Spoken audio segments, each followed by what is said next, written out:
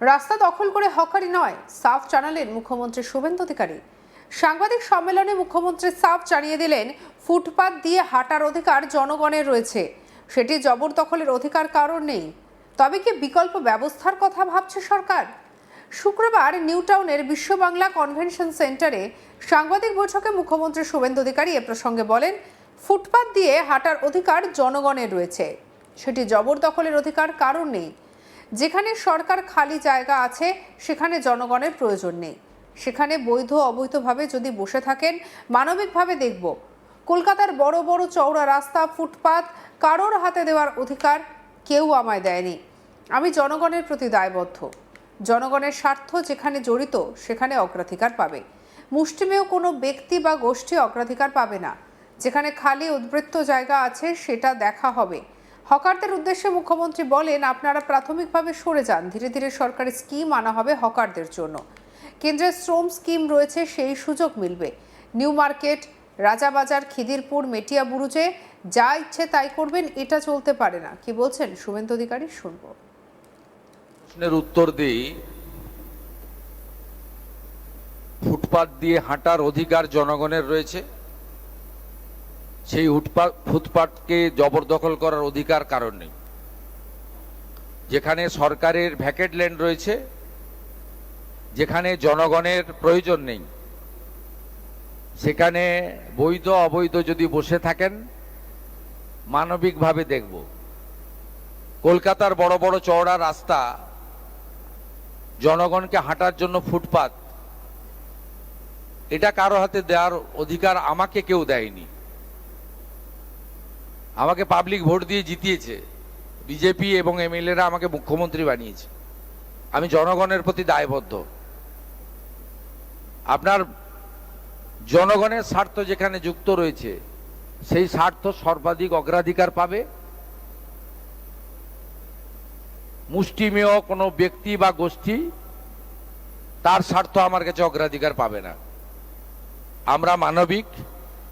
যেখানে অচল মার্কেট রয়েছে, উদ্বৃত্ত জায়গা রয়েছে, প্রাথমিকভাবে আপনারা সরে যান। ইউডিএমএ ডিপার্টমেন্ট আস্তে আস্তে আপনাদের জন্য সরকারি স্কিম নিয়ে আসবে।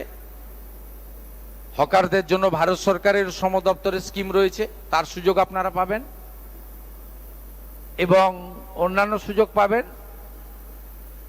কিন্তু আপনি নিউ মার্কেটের রাস্তাটাই দখল করে নেবেন, মোটরসাইকেলও যেতে পারবে না, রাজাবাজারটা বেহাত হয়ে যাবে, খিদিরপুর, মেটিয়া বুরুজে আপনি যা খুশি করবেন, এটার জন্য কিন্তু আমাকে মুখ্যমন্ত্রী করেনি পাবলিক। অতএব আপনার এই প্রশ্নের উত্তর আমি দিয়েছি।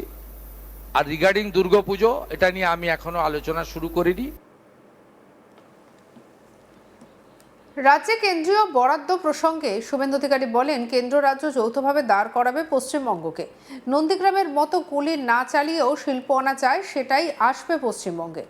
বাংলার প্রান্তিক মানুষেরা 125 দিনের কাজ পাবেন। বিকশিত ভারত জিরামজি এই থাকে আগামী অর্থবর্ষে ভারত সরকার 8,500 কোটি টাকা পশ্চিমবঙ্গের জন্য বরাদ্দ করেছেন। তাই কেন্দ্র রাজ্য যৌথভাবে পশ্চিমবঙ্গকে দাঁড় করাবে।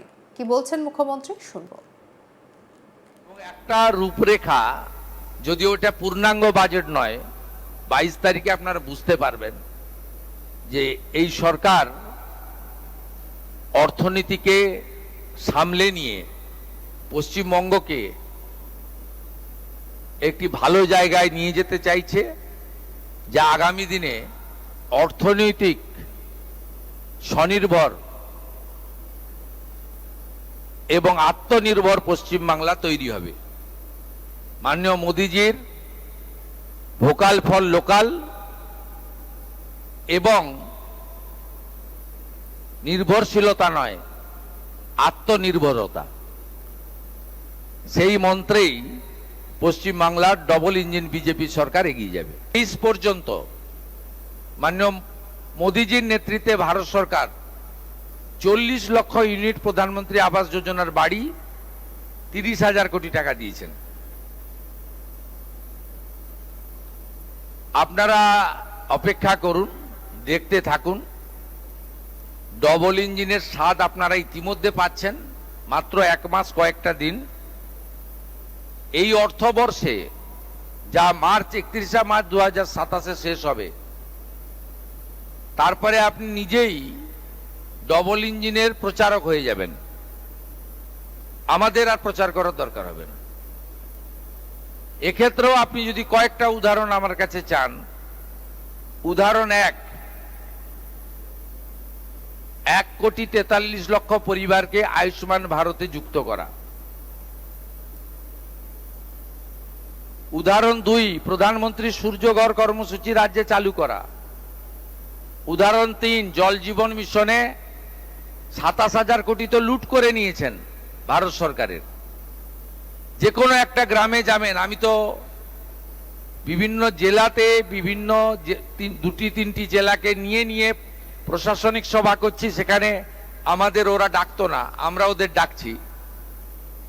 ওদেরকে জিজ্ঞেস করছি, জল গেছে? 27,000 কোটি টাকা কোথায় গেল? ওদেরই এমএলএ এমপিরা বলছেন নল গেছে কিন্তু জল যায়নি। আমরা 39,000 কোটি টাকার এগ্রিমেন্ট করেছি আগামী অর্থবর্ষে। শুধু তাই নয়, মানরেগা এই মাসে শেষ হয়ে যাবে, আপনারা জানেন। এটা তো আগামী 20 দিনের জন্য। আমরা 2 দিন আগে চালু করেছি।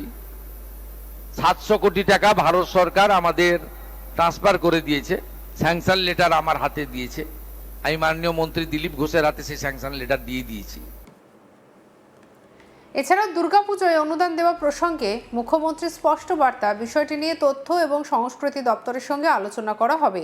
যাদের এই সামান্য সরকারি অর্থের প্রয়োজন নেই, তাদের অনুদান দেওয়ার প্রয়োজন নেই, কিন্তু যে সমস্ত পুজো কমিটি আর্থিক কারণে পুজোর আয়োজন করতে সমস্যায় পড়বে, তাদের পাশে সরকার অবশ্যই থাকবে। কি বলছেন মুখ্যমন্ত্রী, শুনবো।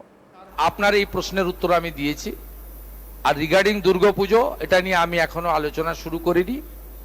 আলোচনা আমি করব। তথ্য সংস্কৃতি দপ্তরের দায়িত্ব আমার হাতেই আছে, আমার সঙ্গে একজন রাষ্ট্রমন্ত্রী আছেন। আমি এটা সাংস্কৃতিক দপ্তরের মধ্যে পড়ে, আমি নিশ্চয়ই আলাপ আলোচনা করব।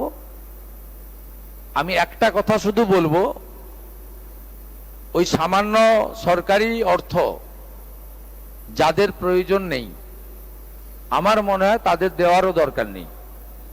আর যারা এই অর্থের জন্য পুজো করতে পারেন না বা পারবেন না, তাদের পাশেই সরকার থাকবে।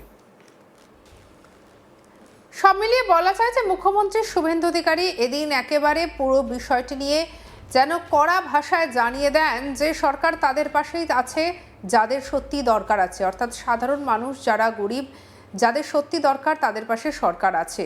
আগের মতো আর যা চাওয়া যায় তাই পাওয়া যায়, এই নীতি আর চলবে না। সঙ্গে রাখুন আজ তাক বাংলাকে, সাবস্ক্রাইব করুন।